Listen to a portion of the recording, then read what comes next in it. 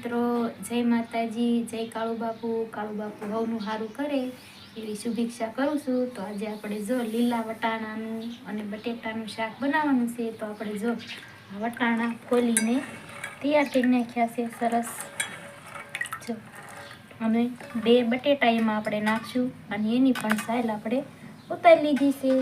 તો હવે આપણે આ બટેટા સુધારી નાખશું। આમાં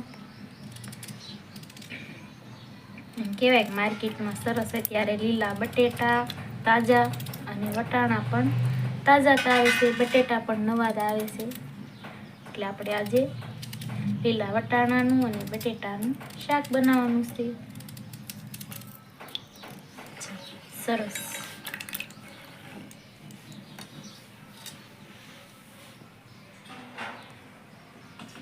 તો હવે આપણે જો ગેસ ચાલુ કરી દીધો છે અને કુકર પણ મૂકી દેવી। કુકરમાં થોડુંક પાણી છે, થોડુંક બળી જાય પછી આપણે એમાં તેલ નાખી।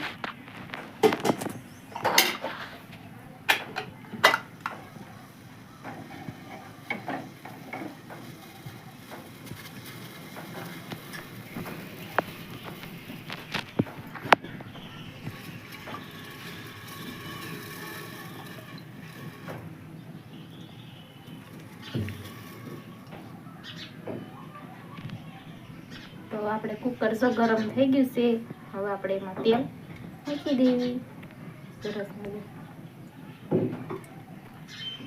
કહેવાય કે અત્યારે બજારમાં વટાણા પણ બહુ સરસ તાજા આવ્યા છે અને નવા બટેટા પણ બહુ જ આવ્યા છે। આપણે આમાં 3 પાવડા ઉપર થોડુંક તેલ આપણે નાખ્યું છે।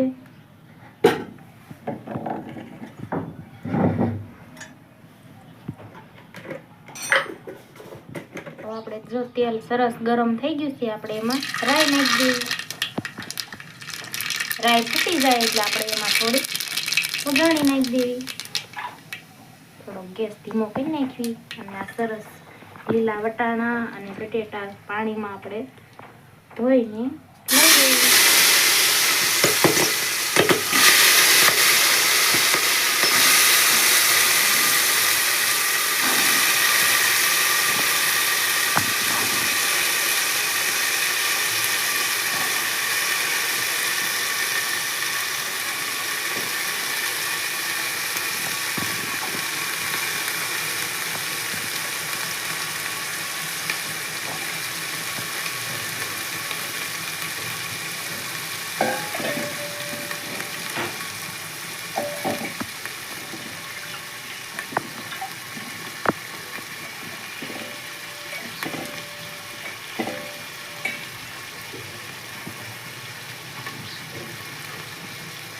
ત્યારે એમ કહેવાય કે વટાણાની બહુ જ સરસ સિઝન હાલે છે અને વટાણા પણ આમ આપણે માર્કેટમાં જઈએ એટલે એમ થાય કે આપણે બસ લીલા વટાણા જ લઈ લેવા છે। ઢગલા મોઢે આમ માર્કેટમાં બહુ સરસ।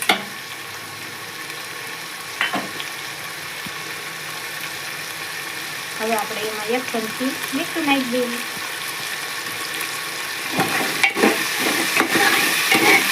બધું મીઠું નાખી સરસ બધું હલાવી નાખી। એમ કહેવાય કે લીલા વટાણાનું અને બટેટાનું શાક બહુ જ સરસ થાય અને ઘરમાં બધાને ભાવે પણ, નાના મોટા બધાને એમ કહેવાય કે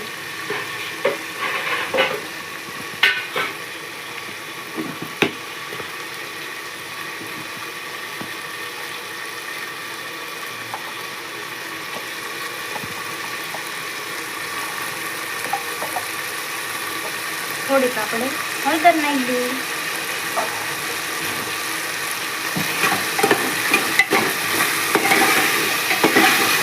નાખીને પણ બધું હલાવી નાખ્યું શાક।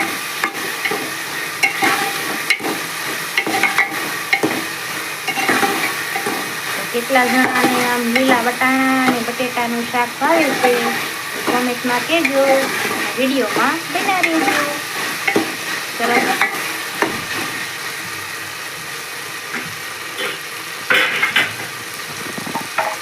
હવે આપણે આ લસણ વાળી ચટણી નાખી દેવી થોડી। 2 ચમચી ચટણી નાખી દેવી.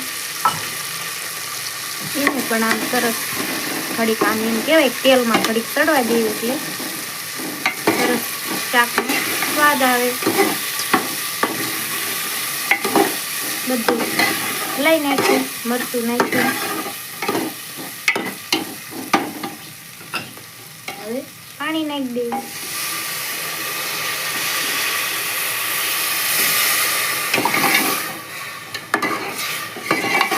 એક ગ્લાસ પાણી નાખ્યું છે આપણે. એકવાર આપણે જવા દેવી. હજી થોડું પાણી આપણે આમાં નાખશું. 1 ગ્લાસ પાણી આપણે નાખ્યું છે. થોડુંક હજી 2 ગ્લાસ પાણી આપણે આમાં નાખ્યું છે. હવે આપણે આમાં કરી દઈએ. હવે 2 થી 3 સીટી થાય એટલે આપણું શાક રેડી થઈ જશે. હવે આપણે જો 3 સીટી થઈ ગઈ છે. ઉતારી ધોઈ લેવી.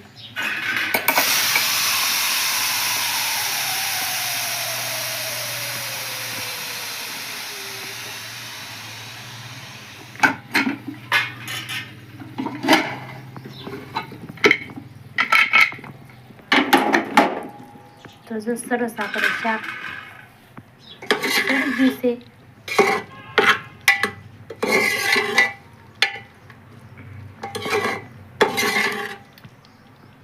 બે ગ્લાસ આપણે પાણી નાખ્યું હતું એટલે આપણે જો વધારે પાણી પણ નથી જોયું અને કાંઈ નહીં, ને સરસ ચડી ગયું છે. ઉપરથી હવે આપણે આ લીલા ધાણા નાખી દેવી. થોડા ધાણા નાખીને બધું આમ સરસ હલાવી નાખવી. તેલ પણ છૂટું પડી ગયું છે ને સરસ શાક પણ આપણે તૈયાર થઈ ગયું છે. તો જો વિડીયો સારો લાગ્યો હોય તો વિડીયોને લાઈક કરો, સબસ્ક્રાઈબ કરો અને બેલ આઇકન દબાવવાનું ભૂલતા નહીં. કેટલા જણાને બટેટાનું અને વટાણાનું શાક ભાવે છે કોમેન્ટમાં કહેજો.